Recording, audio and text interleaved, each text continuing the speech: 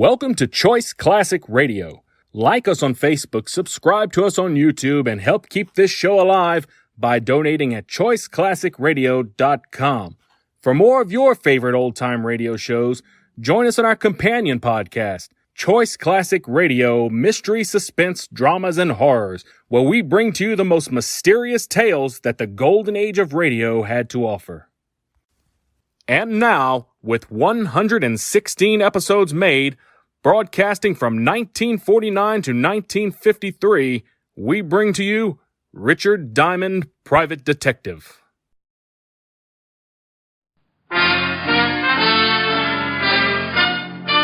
Listen while the makers of Rexall drug products and 10,000 independent Rexall family druggists bring you Dick Powell as Richard Diamond, Private Detective.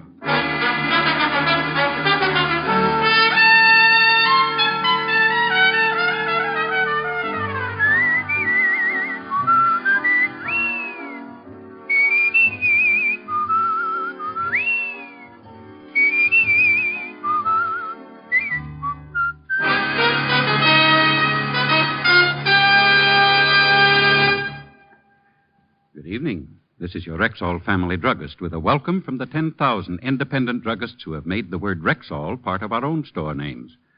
We've done that because we recommend and sell the 2,000 or more drug products made with the Rexall Drug Company.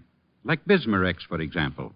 This famous Rexall antacid often neutralizes excess acidity within 1 minute. What's more, the ingredients in Bismarex vary in the time it takes them to dissolve in the stomach. And that way, relief from acid indigestion is quick, continuous, and prolonged. Quality like that of Bismarex is what we family druggists are talking about when we tell you you can depend on any drug product that bears the name Rexall. Good health to all from Rexall. Now, your Rexall family druggist brings you another exciting half hour with Richard Diamond, Private Detective, starring Dick Powell.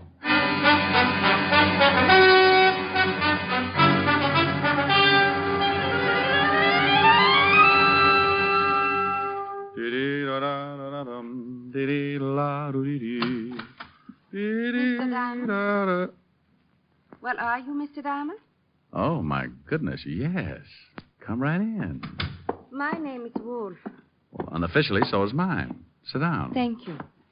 Oh, no, my pleasure. You must get a dividend from the nylon companies. Be terrible if there was a shortage. I'm well stocked. Yeah. What can I do for you? Start by calling me Edna. Then what? I'd like you to follow my husband. As a detective or a replacement? I think he's been seeing another woman. Why? Have you been running around the house in a diving suit and swim fins? I've always tried to keep myself attractive for my husband, Mr. Diamond. Well, then if your husband is seeing another woman, Mrs. Wolfe, it's got to be an optometrist assistant. Well, thank you. I think you and I are going to get along just fine. Well, now that we're all agreed, tell me some more about your husband. What makes you think there's another woman? Usual things. The way he's been acting. Business appointments every evening. Nothing else? He received a call late this afternoon. I listened in on the extension. It was a woman. She called the house? George was very unhappy about it, warned her never to do it again. She give a name? She said, "This is Nancy. I must see you here tonight at 8 o'clock. She didn't say where here was, did she? No, George seemed to understand. Probably her apartment. Probably. If he's seeing another woman, I want a divorce, Mr. Diamond. And you need grounds. Yes. 100 a day in expenses, Mrs. Wolfe. Edna. It's still 100 a day in expenses. Here's 200. I hope that's enough of a retainer. Oh, that'll keep me interested for quite a while. Now, tell me, what does your husband do? I mean his business. He's in steel. How much in? Oh, very much. He's vice president of his company. What does he look like? Well, here's a picture of him. Well, I'll start right away and see what I can find out for you, Mrs. Edna. Yeah. Well, look, after I found out just how unfair your husband's treating you, I might lend you my shoulder to cry on. And I'd just about have to call you Edna then, wouldn't I? By 7 o'clock, I was standing across the street from her house waiting for her wandering husband. By 7:30, a man stepped out on the sidewalk and hailed a cab. I recognized him from the photograph as George Wolfe, and I started the tale, following him east across town to an apartment house on 47th Street. By the time I got in the lobby, it was deserted. A list of names on the mailboxes showed the only girl named Nancy in the building was a Nancy Fowler. So I headed for her apartment. Her door was at the far end of the hall, and I was halfway to it when George Wolfe bounded out and ran right into me. Let me go. Take your hands off of me. You forgot to close the door. Get out of my way. What's the matter, friend? You look like you ran into a yard full of snakes. Will you get out of my way, or must I use force? Well, use all you like, but I think you better go back and close the door. No. Yes. Stop it. You can't do this to me. Well, I hope you aren't always this wrong. No, please. Now get in the room. Oh, swell. No wonder you took off like that. I didn't kill her. I swear I didn't kill her. Nancy Fowler? Yes, I guess so. You guess so. Well, this is Miss Fowler's apartment, but I've never seen Nancy Fowler before in my life. There was the .38 revolver lying next to the dead girl, so I took out my own gun and covered Wolfe while I called Lieutenant Levinson of homicide to get right over. Wolfe yelled, screamed, and pleaded, and even offered me a nice fat bribe. But we waited for Fatty Levinson and his squad of New York's finest. He finally arrived, but New York's finest was poorly represented. Hello, Shamus. In trouble again, huh? Walt, did you have to bring Otis? I promised he hasn't used the siren in 4 days. Who's this guy? George Wolfe. Caught him running out of the door. Well, Mr. Wolfe, what about it? I had nothing to do with it, but I'm not saying any more until I see my lawyer. He was crying all over the place before you got here, Walt. Claimed he got a call from a Nancy Fowler who asked him to come up here. That's the truth, Lieutenant. She said she had something important to tell me. Says he never even heard of Nancy Fowler before the call. That also is the truth. When I came to the apartment, I found her lying just as you see her. How'd you get in the door? She told me she'd leave it open for me to walk right in. Bullet came out the back just below the shoulder blades, Lieutenant. You on the gun, Mr. Wolfe? I refuse to answer any more questions. Okay, take him down to the car, Otis. Come on, you. Rick, just how did you happen to be in this building at this particular time? Well, I was hired by that guy's wife to tail him. He was supposed to be playing illegal footsies with a female named Nancy. The dead girl? Well, the wife just knew the first name was Nancy. The girl who's supposed to live here is named Nancy. Nancy Fowler. I've never seen her before. Maybe the dead girl is one and the same. Well, I'll get an identification and have the gun checked by ballistics. In the meantime, I'm going to give this apartment a good going over. Mind if I help? Now, what kind of an answer do you expect to that? You will anyway. He was so right. We started going over the apartment room by room, closets, drawers, everything. In 10 minutes, the coroner and the boys from the lab arrived, and in the bedroom, Walt found something. Take a look at this. Ah, a jewelry box. Hey. Pretty expensive. Regal Jewelers. Very classy establishment. There's a card in the box. For my darling love, George. And the guy said he never saw her before. If this is his handwriting, he's as good as strapped in the chair. Well, it looked as if my client, Mrs. Wolfe, had a killer for a husband. But a couple of small items still worried me. So I left Walt and went downstairs to find the switchboard operator. Oh, are you with the police? I just left them. Tell me, dear, do you keep a list of the calls that are made through the switchboard? Sure, it costs the tenants 10 cents a call. May I see the list? Yeah, I guess so. Here, handsome. Gee, nobody's called me that since I had long blonde curls and a gold yo-yo. I looked over the list of telephone calls and found the ones made by Nancy Fowler during the past 3 or 4 days. The last call listed from her apartment had been made at 7:45 that evening to a familiar telephone number. The same number Mrs. Wolfe had given me when she left my office earlier. I left for the home of Mrs. Edna Wolfe. Yes? Oh, Mr. Diamond, you shouldn't come here. What if my husband... Your husband's spending the night out. What? In a cell, all alone. Oh, you'd better come in. Now, what in the world are you talking about? And it looks as if your husband killed a girl this evening. Oh, no. That's the way it looks. Oh, please, sit down, Mr. Diamond. Thanks. I caught him running out of the girl's apartment, forced him back, and found the girl shot to death on the floor. Nancy Fowler? Yes, I think so. It was her apartment. The police are making identification now. Oh, it's just terrible. I wonder why he did it. Were you here in the house at 7:30 this evening? Well, no, I was with a friend until about 8:30. Well, a call was made to your house from Nancy Fowler's apartment. She was charged for it, so the call was completed. Well, she probably talked to George. Your husband swears he didn't know the girl. Claims he got a phone call, and she asked him to come right over. That she had something to tell him. He knew her all right. You remember, I told you I overheard them talking. Your husband own a gun? Well, yes, I believe so. You know what caliber? No, I don't know anything about guns.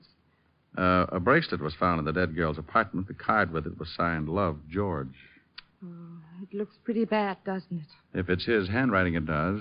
Well, I guess he deserves it, but I'll call our lawyer and see what can be done. I'll keep in touch, Mrs. Wolfe. I hope you will. Just because the case is finished. Well, there are still a few things that bother me, so I'll just kind of keep looking around until I'm satisfied. You mean you think maybe my husband didn't kill the girl? There's an awful lot of evidence that he did, but there's still a motive to be found. You've got the grounds you wanted, so from here on in, anything I do for you or your husband will be on my own time. Anything you do for my husband, I'll be glad to pay for. Oh, well, now, that's real nice. Well, I'll take a run down at the precinct and let you know what the lieutenant has found out. Good night, Mrs. Wolfe. Still can't get used to Edna? It'll take a while.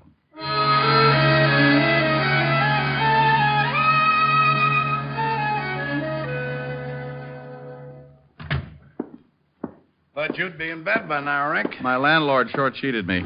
What did you find out, Walt? The dead girl was Nancy Fowler. Figured. And George Wolfe did do the killing. His gun? Yeah, we checked the registration. His gun, his fingerprints on it, his handwriting on the note in the jewelry case. What does he say about the bracelet and the note? He bought it all right. We checked. Regal Jewelers. Says it was for his wife. You expect him to say something different? No. What's the motive? We'll find it. Probably another man. Here's the report on the dead girl, Lieutenant. Well, isn't it a little late for you, Otis? Why aren't you out flying around some belfry? He's picking on me again, Lieutenant. Maybe you'd like me to tell him about the time I caught you sleeping in the attic hanging by your toes. Oh, not you too, Lieutenant. Otis, I hear you've been picking up some extra money posing for Charles Adams. I don't have to take this. I know my rights, and I ain't no bat. Here's something on the dead girl. She works at the Gilded Cage, a nightclub owned by Eddie Young. Eddie Young. Wow. There's a nice little fella. He'd set fire to his grandmother if he thought it was too cold in the room. We'll have a talk with him tomorrow. Well, I guess I better be going. Sure. See you later. Yeah, I could sure use some sleep. Yeah. And, Rick, when you get over to Eddie Young's club, give him my best. Smarty. The Gilded Cage, where Eddie Young ruled as proprietor and keeper for his flock of hired gorillas, was only about 6 blocks away, so I decided to walk it. But like always, I start in one direction and end up getting sidetracked. Keep walking, Diamond. Don't turn around. You caught me when I'm right in the mood. You turn around, I shoot you. What's the matter? Don't you want me to spot your Tony? Over to that car. Okay. Quit poking. Your muzzle's cold. You drive. I'll get in the back. Oh, I forgot my glasses. Can't see 3 feet without them. Get in. But I have a restricted driver's license. You want it right here? I can wait. Where to? Just start driving and don't turn around.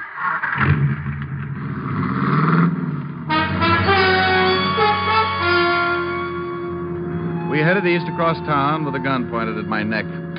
I tried to get a look at the guy in the rear vision mirror, but he was sitting too far to one side. I didn't know where we were headed, but I had a pretty good hunch why we were going there. Turn right.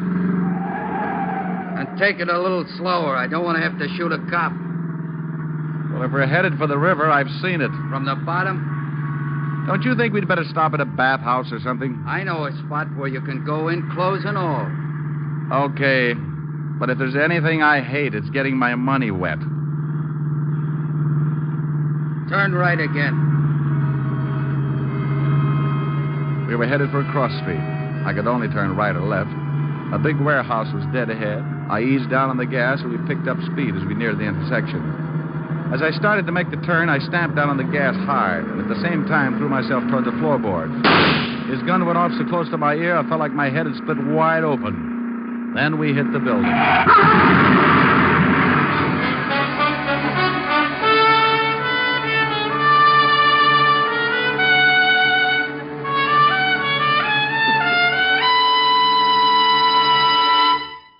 You're listening to Richard Diamond, Private Detective, brought to you by the makers of Rexall Drug Products and your Rexall family druggist. And here he is. Last week, a customer said to me, I wish I knew some way to be sure I'm getting enough vitamins. Some way that's easy. Yes, and inexpensive, too. well, ma'am, millions of people have found the easy way to do that. They take Rexall Plenamins. Plenamins? Rexall's popular multivitamin capsules. Just 2 Plenamins a day give you more than your minimum daily requirement of every vitamin for which such requirements have been established. Well, you can't expect much more than that. Yet Plenamons do give you more than that, for they also contain valuable liver concentrate and iron, plus other factors of the vitamin B complex. Say, they sound expensive. On the contrary, Rexall Plenamons cost you only a few pennies per day. Ask for Plenamons at Rexall drugstores everywhere, and remember, you can depend on any drug product that bears the name Rexall. And now back to tonight's adventure with Richard Diamond, Private Detective, starring Dick Powell.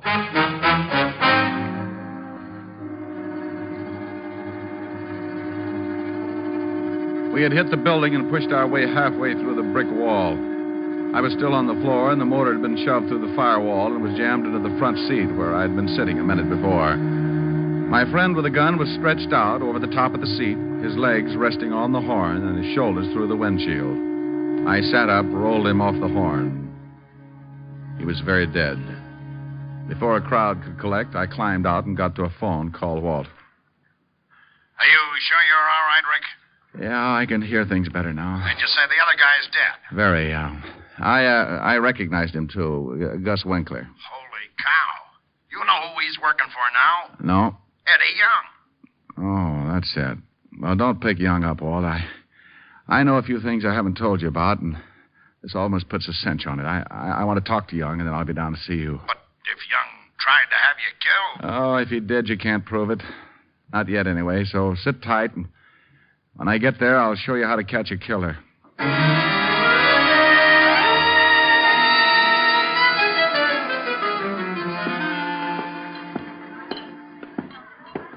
You going someplace, chum? Yeah, right through that door, chum. That's Mr. Young's office. Maybe he don't want to see you. Maybe he don't, but he's going to be disappointed. You ain't going in there, chum. I see.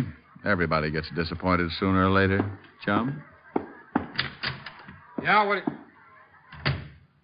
Aren't you in the wrong room?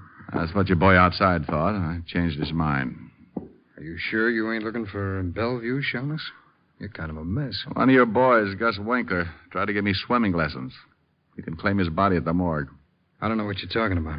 Somebody else who works for you got killed tonight, too. Yeah, who? Nancy Fowler. What? Oh, come on, Eddie. I couldn't stand it if you started crying. Who killed her? The police are holding a man named George Wolfe. Know him? No, I don't know him, but Nancy's talked about him a couple of times. Hey, boss, that guy just... Forget it, Lou. Well, boss, he... Forget it, will you? Go on, beat it. Okay. You know, Shamus Lou's a pretty big boy for you to go pushing around. He's liable to stay mad. So Nancy said she knew this George Wolfe. That's right. Ritual guy, from the way she talked, she was taking him good. Where were you between 7 and 8 this evening? Right here in this office. I got witnesses. Oh, I'll bet you have. Okay, Eddie, I'll see you around. I left the office knowing how close I was to the whole answer and called Walt at the precinct. I told him to meet me up the block from the Gilded Cage, and 10 minutes later, he pulled the squad car up the curb, and I climbed in. You find out anything? Yeah, but I have to know one thing first. What time was Nancy Fowler killed? Coroner's report puts it at 7:30. Well, that ties it. Now, would you mind telling me what it's all about? I'll do better than that, Walt. I'll show you. But we've got to wait until Eddie Young leaves the cafe and goes home. It was around 12:30, and we settled back to wait. And with an impatient cop sitting next to me, it wasn't easy. Around 1 in the morning, a boy brought Eddie Young's convertible up in front. We watched Eddie climb in.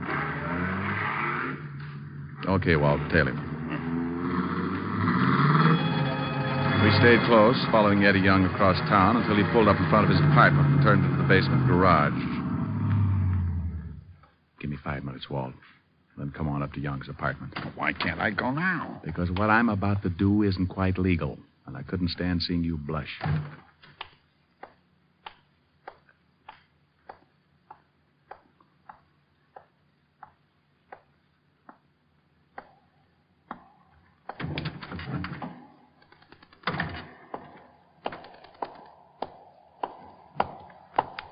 Hold it, Eddie. Hey, what's going on? One yell and I'll kill you. Look. Diamond. Come on, put away that gun, will you? What do you want? Let's go up to your apartment. But please believe me, Eddie. I'll do something bad if you get out of line. We rode the elevator up to Eddie's 8th-floor apartment. I shoved him in the door ahead of me and then made sure there was no one else around to give me any trouble. All right. What do you want? Pick up that phone. Okay, but take it easy with that. Huh? Well, who do you want me to call? This number and hurry. I'll tell you what to say. Okay, well, now, I don't get this. Evergreen Street. What's the matter? Don't you like that number, Eddie? I don't even know the number. Well, then dial it quick. Okay. And when you get an answer, just say, "This is Eddie. Get right over here. I got to see you." And I'll look, Shamus. You look, Eddie. I'm going to hold this barrel right between your eyes so you can see it coming if you make a mistake. I won't make a mistake. Hello. This is Eddie. Yeah, get right over here. I got to see you. I can't talk. Goodbye. Okay, now, will you take that gun away? You look a little worried. What have I got to be worried about? I don't know who I was talking to. Oh. That should be the law, Eddie. What is this, Diamond? I'm sorry I can't show you right now. Good night, Eddie. Wait a minute. Come on in, Walt. You said 5 minutes. Holy smoke, what happened to him? I just put him to sleep. We'll stay that way for a while. Now, Rick, you've got to tell me what's going on. I told you I'd show you. Now go on in the kitchen and see if you can find some ketchup. Ketchup? Yeah, then bring it out here and pour it all over Young. Have you lost your mind? Walt, I want him to make him look like he's bleeding. Now go find the ketchup or I'll just have to cut his throat. Walt found the ketchup and under protest poured it over the unconscious Eddie Young. Then I made sure the door was unlocked and we went out in the hall to wait. Please, Rick, what is this? It's the same way Nancy Fowler killing was framed, only she was really killed. Shh. Quiet, elevator. Okay. I'll play along with it.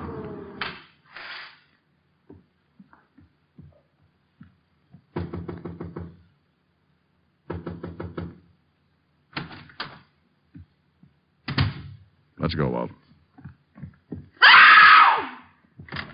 All right, hold it, Miss Wolfe. Oh, Mr. Diamond, he's dead. He's dead. His hair is all covered with blood. Why did you kill him? Kill him? I didn't kill him. I just got here. Who let you in? He told me the door would be open. I didn't know you knew Eddie Young. Well, yes, I know him. He's an old friend. What? This is Lieutenant Levinson, Mrs. Wolfe. He's the man who arrested your husband for the murder of Nancy Fowler. Lieutenant, I swear I didn't kill Eddie. Looks bad, Mrs. Wolfe. I didn't. Why would I want to kill Eddie? Well, why would your husband want to kill Nancy Fowler? I don't know. What has that got to do with this? You told me you didn't know Nancy Fowler. I didn't. You know Eddie. Nancy worked for Eddie. Well, I didn't know it. I didn't know Eddie that well. You said a girl called your husband and said her name was Nancy. Yes, that's right. You told me you didn't know her last name, and yet when I came over and told you your husband had just killed a girl, you asked me if it was Nancy Fowler. That's a lie. You said that Nancy phoned your husband that afternoon. She did. I swear And yet Nancy Fowler's hotel switchboard has no record of a call being made to your phone any time in the afternoon. They made a mistake. But at 7:45, a call was made from Nancy's apartment to your phone number. Then she must have called my husband again. According to the coroner's report, Nancy Fowler was dead at 7:30. Oh, Mrs. Wolfe, I can swear your husband didn't go into that building until 8 o'clock. I was following him. I guess it doesn't make any difference with Eddie dead. Did Eddie kill the girl? Yes. I called my husband. I wanted to get a divorce. And his money at the same time. Eddie knew Nancy, so we decided she'd be the one. She let Eddie in. He made her call my husband. Then he shot her. The gun and the bracelet. You just took them out of your husband's dresser drawer and planted them in Nancy's apartment? Yes. I found the bracelet in the drawer with the gun. I guess my husband was going to surprise me. Eddie is moving. Oh, Eddie, darling. Hey, what happened? You're hurt. You're bleeding. Bleeding? Stay still until we can call it. Wait a minute, will you? Hey, what is this stuff? This isn't blood. I'm covered with ketchup. Ketchup? Why, you dirty no good! Eddie, we've been framed. Framed? They're all yours, Walt. Why? Good night, Mrs. Oh, I guess now is as good a time as any. Good night, Edna.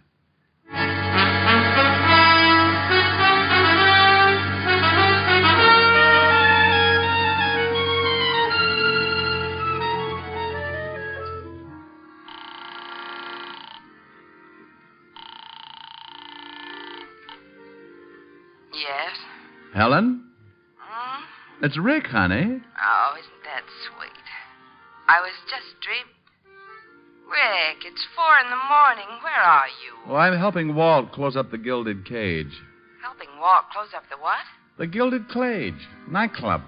I hear music. Bud and his accordion will love you. Are you drinking? Honey, I'm with the police force. What was that? Well, that was Walt. He said, Rick. You stood me up this evening. Well, I'm going to make up for it, honey. Listen. Okay, Abe? 1, 2.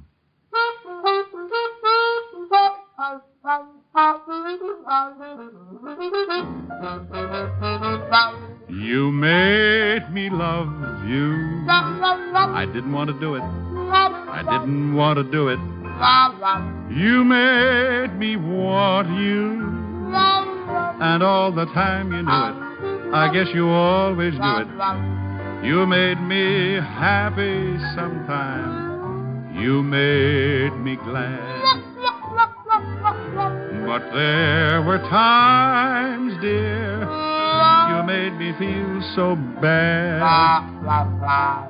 You made me sigh, for I didn't want to tell you. I didn't want to tell you.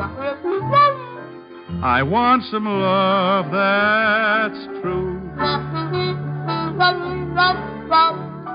Give me what I cry for. You know you got the kind of kisses that I die for. You know you made me love you.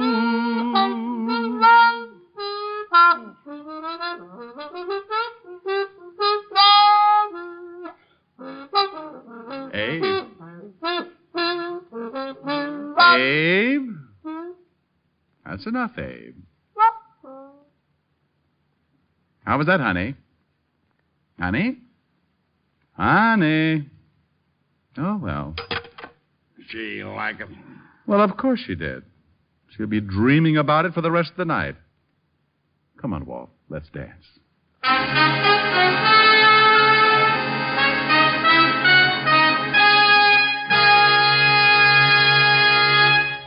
Once more, here's your Rexall family druggist. No faster-acting aspirin made. That's Rexall aspirin. When taken with water, the 5 full grains of pure aspirin contained in every Rexall tablet are ready to go to work for you even before they reach your stomach. Next time you need aspirin, remember Rexall aspirin. There's no faster-acting aspirin made. Ask for it at Rexall drugstores everywhere. And remember, you can depend on any drug product that bears the name Rexall. Good health to all from Rexall.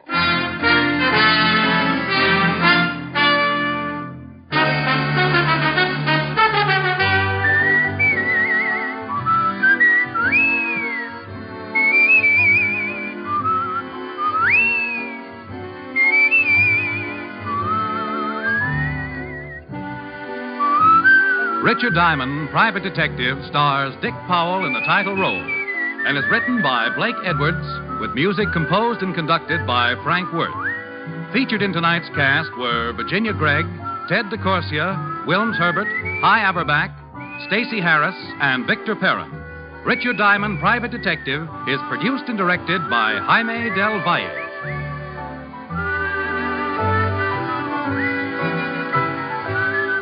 This is Bill Foreman inviting you to be with us next Wednesday at this time when we will again bring you Dick Powell as Richard Diamond, Private Detective.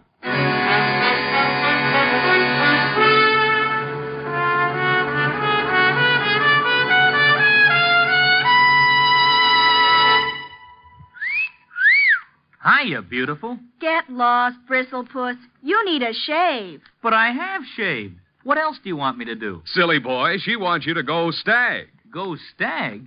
But why? Because Stag is Rexall's exclusive line of men's good grooming aids, like Stag Brushless Shave Cream. No fuss, no massage, just smooth it on, and presto, you get a clean, close shave. Your face stays smooth and whiskerless all day long. I'll do it. I'll go Stag. That's it. Join the Stag line now at Rexall drugstores everywhere. Yes, to make girls care. Go Stag.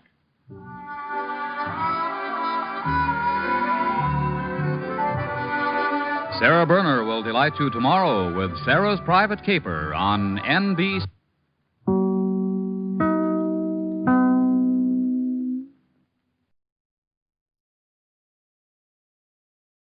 That concludes today's episode. We'd like to thank you and remind you to donate at choiceclassicradio.com. Remember, your donations make episodes like this possible.